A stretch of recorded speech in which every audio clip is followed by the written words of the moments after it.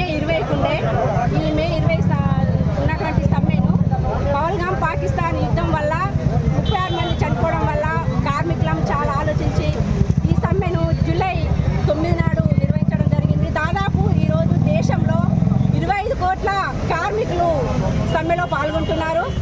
మేము అడుగుతుంది కేంద్ర ప్రభుత్వాన్ని, మేమేదైతే 26 హక్కులను సాధించుకున్నామో దాన్ని పునరుద్ధరించి 4 లేబర్ కోడ్లను తీసుకొచ్చి దీన్ని రద్దు చేయాలి.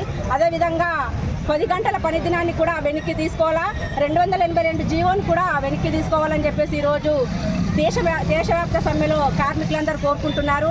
మేము అడుగుతున్నది ఏంటంటే, ఒక కార్మికుడు పనిచేస్తుంటే కుటుంబము బతకడానికి కోసం 26,000 ఇవ్వాలని చెప్పేసి అంటున్నాం, కానీ గొత్తెమ్మ కోరికలు కోరతలేము. పనికి అంటే అది ధరలకు అనుగుణంగా ఉన్నటువంటి సమస్యను మేము అడుగుతున్నాము.